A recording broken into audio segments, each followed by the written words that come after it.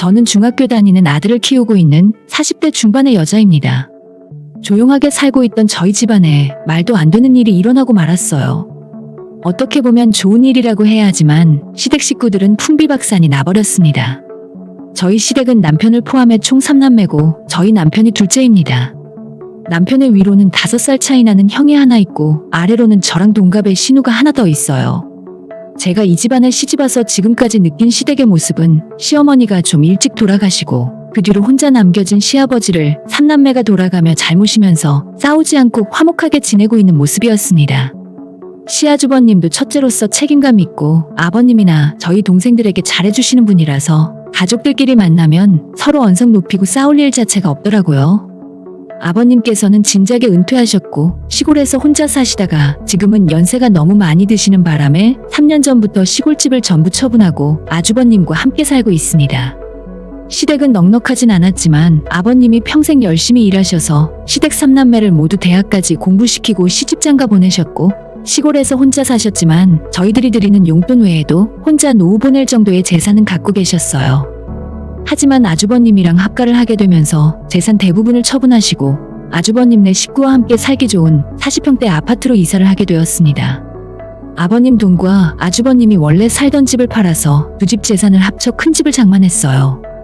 넉넉한 살림은 아니었지만 아주버님은 시청에서 근무하는 공무원이었고 형님은 보건소에서 일을 하셨기 때문에 생활은 안정적이었어요. 형님네 두 아이를 키우면서도 아버님까지 같이 모시게 되었지만 크게 부족한 건 없는 것처럼 보이더라고요. 저희 집과 신혼에도 아버님에게 매달 용돈 정도는 보내드리고 있었고 비록 모시고 살진 못하지만 매달 30만 원 정도씩 보내드리는 걸로 최소한의 자식돌이는 하고 있었습니다. 이렇게 저희 세 식구는 어느 하나 특출나게 잘 사는 부자는 아니었지만 모두 화목하게 지내고 있었고 시댁 재산 때문에 싸운다거나 돈 때문에 얼굴 붉히는 경우는 없었습니다. 명절에도 큰 집의 수고를 덜기 위해서 저도 저희 집에서 음식 준비를 해간다거나 아버님께서는 집안 재산은 다 없애자 하시고 지금은 겨우 어머님 기일에 온 식구가 모여서 가족끼리 저녁 먹는 걸로 제사를 대체했어요. 그 정도로 가족끼리 서로 배려하면서 최대한 불편한 일이 생기지 않도록 노력했었죠. 원래 결혼하면 시댁 식구들끼리 사이좋게 지내는 경우가 별로 없다지만 저희 집은 이런 식으로만 화목하게 지낸다면 앞으로도 별일 없을 줄로만 알았습니다. 제가 이 집에 시집와서 10년이 훌쩍 넘도록 큰 소리 한 번 안 내고 살았는데 불행은 정말 생각지도 못한 곳에서 찾아오게 되었어요. 일찌감치 공무원 생활을 시작해서 착실하게 살아오신 저희 아주버님은 평소 별다른 취미를 갖고 있는 것이 없었습니다. 요즘 유행하는 골프에도 흥미가 없으시고 낚시 같은 취미도 전혀 없으세요. 유일하게 좋아하시는 건 일주일에 한 번씩 로또 복권을 사고 그 외에 연금 복권이나 다른 복권들도 종종 구입하시더라고요. 꼭 당첨이 되려고 산다기보다는 그저 일주일에 버릇처럼 복권을 사시고 저희나 신혼의 가족을 만나면 선물로 한 장씩 나눠주기도 하셨습니다. 그런데 아주버님은 예전 로또가 처음 시작했을 초창기 시절부터 지금까지 매주 똑같은 한 번호를 구입하고 있다는 것이었죠.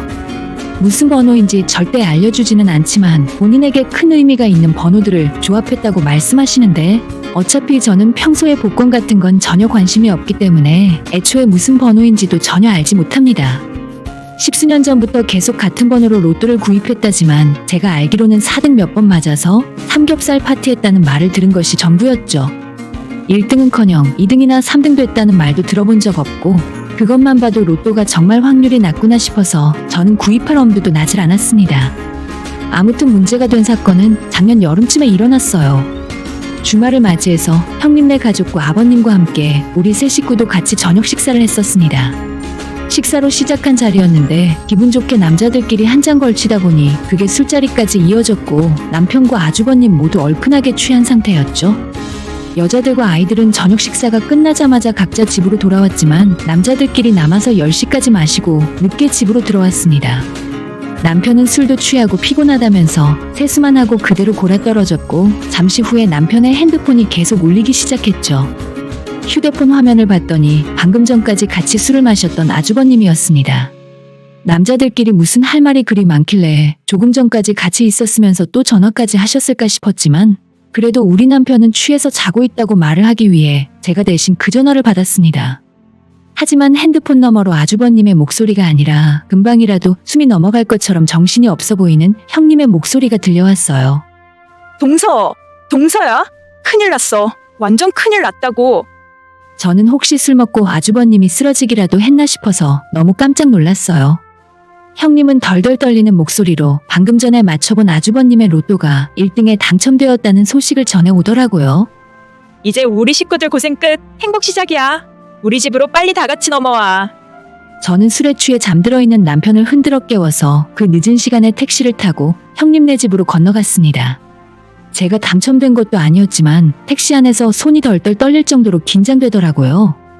큰 집에 도착했더니 형님이 문을 열어주셨고 아주버님께서는 당첨 사실을 확인한 뒤에 잠깐 현기증이 난다면서 안방에 누워 계셨어요.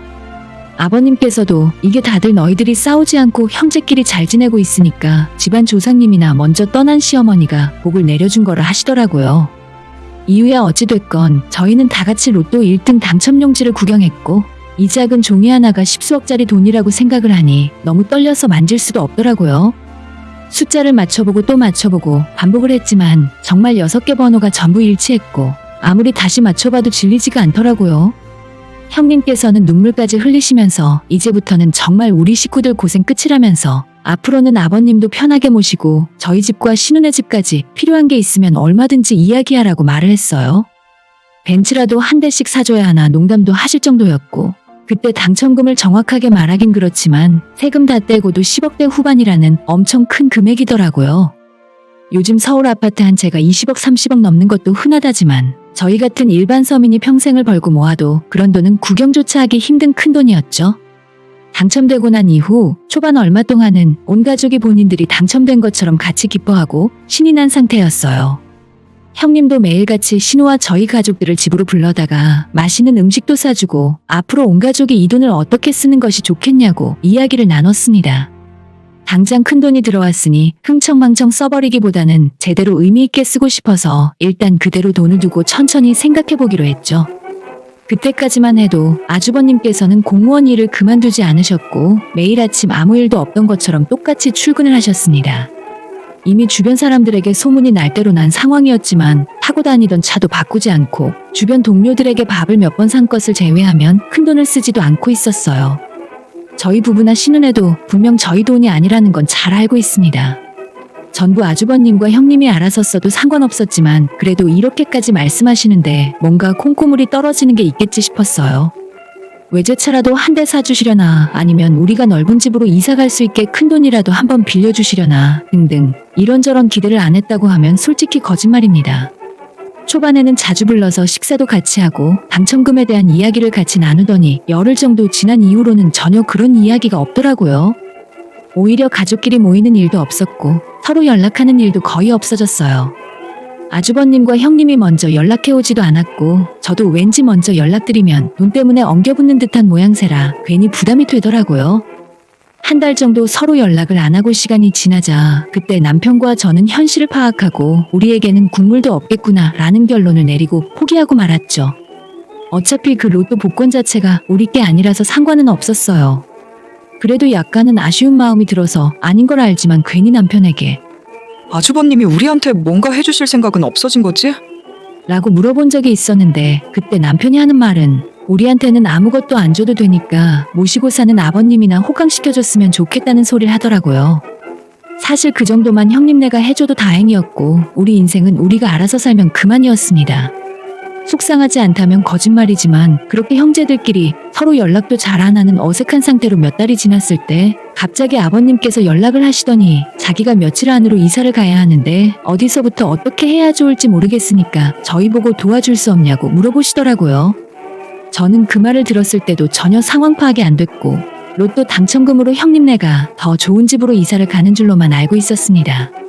전화를 받은 남편도 의아했는지 이사 가세요? 그럼 문제는 형수님이 다 알아서 하실 텐데 아버지가 무슨 걱정이세요? 이삿짐 중요한 것만 미리 챙겨 놓으세요. 라고 대답을 했는데 아버님이 하시는 말씀이 큰아들네는 따로 다른 곳으로 이사를 가고 혼자 나와서 살기로 했다는 겁니다. 저는 이게 대체 무슨 말도 안 되는 소리인가 싶었어요.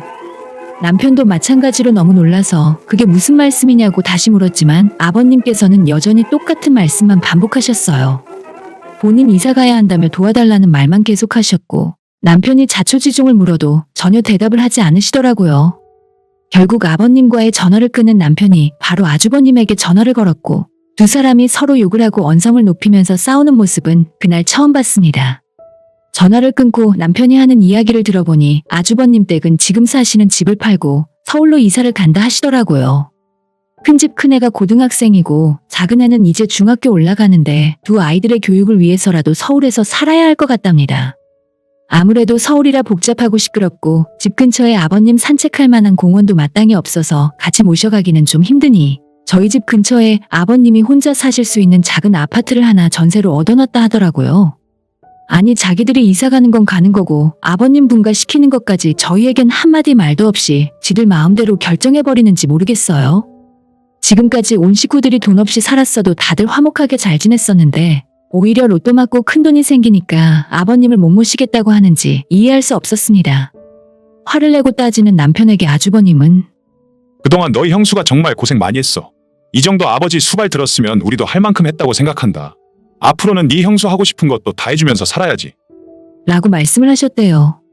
물론 결혼한 입장에서 아내와 아이가 가장 최우선이겠죠. 하지만 그 전까지 모시고 살던 아버님을 하루아침에 저런 식으로 내보낸다는 것은 도저히 제 상식적으로 이해가 가질 않았습니다. 어쨌든 저희가 일단 아버님이 이사 가실 곳이 어딘지 확인을 해야 하니 불러주시는 주소로 사전에 찾아가서 확인을 해보았어요. 13평짜리 작고 낡은 오래된 아파트였고 넓은 집에서 아들 며느리 부부와 손주들과 함께 편하게 사시던 분이 하루아침에 이런 곳에서 사셔야 한다니 도저히 납득이 가질 않았죠. 아버님이 이사하실 집을 보고 오니 정말 기분이 좋지 않았고 그날 저녁 남편과 긴 대화 끝에 그냥 앞으로 우리 집으로 모시고 오기로 결정했습니다.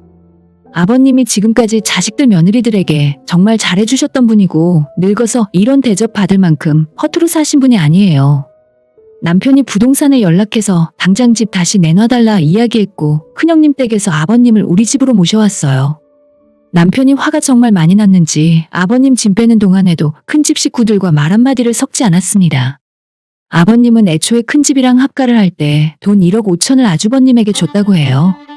그런데 아주버님이 아버님에게 얻어준 그 집 전세금이 겨우 9,500이었고 계약서를 확인한 남편은 나머지 5,500만 원을 달라고 했습니다. 지금 저희 집에서 아버님을 모시기에는 28평 집이 너무 좁아서 아버님 돈 1억 5천과 부족한 돈은 대출을 받아서 더 넓은 집으로 이사를 했어요. 정말 하루아침에 일어난 일이라 정신없이 이사를 마치고 나니 시간이 어떻게 지났는지도 모르겠더라고요. 어느 정도 새 집의 이삿짐 정리도 끝나고 아버님께서도 많이 속상해 하셨지만 겉으로는 전혀 그런 내색을 하지 않으셨죠. 그런데 그날 이후로 저희 큰 집에서는 연락 한 번 없더라고요. 언제 이사를 간다 어쩐다 말도 한마디 없었고 남편과 제가 전화를 걸어도 전혀 연결이 되지 않았습니다. 하도 답답한 마음이 들어 큰 집에 직접 찾아갔더니 이미 이사를 나가고 비어있더라고요. 가족들끼리 이게 대체 무슨 일인가 싶어서 조카들에게까지 전화를 해보았지만 조카들은 자기들이 할 수 있는 말이 아무것도 없다는 말만 되풀이했죠. 저희는 물론이고 신은혜도 전혀 큰아주버님과 연락이 되지 않는 상태라고 했고 저희는 졸지에 큰 집과 인연 끊고 살게 되었습니다. 서울로 이사 간 곳이 어딘지도 모르겠고 사실 알아내려고 노력하면 얼마든지 집 주소를 알아낼 수야 있겠지만 이제 와서 그거 안다고 해도 뭘 어쩌겠어요? 쫓아가서 당첨금 나눠달라 할 것도 아니고 어차피 처음부터 그럴 마음도 없었으니까요. 그냥 어떻게 이런 식으로 아버님과 다른 식구들을 등지고 살 생각을 한 건지 그게 너무 괘씸하고 화가 나더라고요. 저희는 먼저 돈 달라고 한 적도 없고 크게 욕심낸 적도 없잖아요. 당첨금 따위 한 푼도 안 나눠줘도 되니까 식구들 형제들끼리 화목하게 지내는 게 우선이죠. 남편과 저도 맞벌이를 하고 있기 때문에 아버님 모시고 살아도 생활비나 경제적으로 문제될 건 하나도 없습니다. 애초에 아버님이 며느리 눈치를 많이 보시는 편이고 잔소리 같은 것도 일절 없으셔서 같이 살아도 크게 문제될 것도 없어요. 우리 집에서 모시기 시작하고 몇 달이 지났을 때 아버님께서는 저희 남편과 약주를 같이 하시다가 자기가 정말 잘못 생각했다면서 앞으로는 너가 이 집안의 장남이나 마찬가지라는 말씀을 하시더라고요. 당신이 어디 하나 아프기 전까지만 같이 살다가 아프게 되면 요양병원으로 옮겨달라고 말씀하시는데 그렇게 말하는 아버님이 너무 안 되어 보였었죠. 며칠 후에 아버님이 갖고 계시던 조상님들 산소가 있는 선산을 저희 남편 앞으로 해주셨고 지금은 직접 농사를 짓지 않으시지만 갖고 계시던 밭을 신호 앞으로 해주셨어요. 저희와 신우네는 아버님에게 지금 재산 나눠주실 필요 없다고 그냥 갖고 계시라고 말씀드렸지만 나중에 큰아들놈한테 주느니 지금 너희들이 나눠 가지라며 명의를 바꿔주시더라고요. 졸지에 수억대 부동산이 생겼지만 마음은 하나도 기쁘지 않았어요. 뒤늦게 아버님 남은 재산을 저희와 신우가 나눠 가졌다는 소식을 듣고 아주버님과 형님이 아버님에게 전화해서 따졌지만 아버님 생각이 너무 확고했습니다. 너희들은 재산 얘기 나한테 할 필요 없어. 이미 분수에 넘도록 많이 가졌잖냐. 앞으로 내 눈에 흙이 들어가더라도 동생들한테 나눠준 걸 뺏을 생각하지 마라.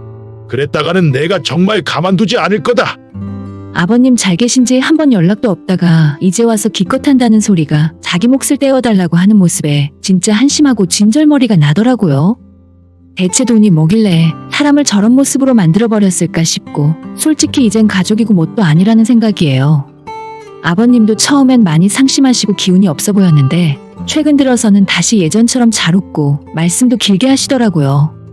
제가 힘 닿는 데까지 편하게 모셨으면 좋겠네요. 신우도 자주 찾아와서 아버님께 용돈도 드리던가 모시고 식사를 하러 나가는 등 아버님이 기운을 차리실 수 있도록 다 함께 노력하고 있어요. 이젠 완전히 그 일이 있기 전으로 돌아갈 수는 없겠지만 남은 우리 식구들끼리라도 서로 돕고 행복하게 지냈으면 좋겠습니다. 큰돈이 들어오면 좋은 일만 생길 줄 알았는데 오히려 식구들끼리 싸우고 인연까지 끊게 될 줄은 정말 몰랐어요. 돈이 문제인지 사람이 문제인지 저라도 절대 큰돈에 휘둘리며 살지 말아야겠네요. 오늘의 사연은 여기까지입니다. 구독과 좋아요, 알림 설정 부탁드려요. 다들 행복하시고 좋은 하루 되세요.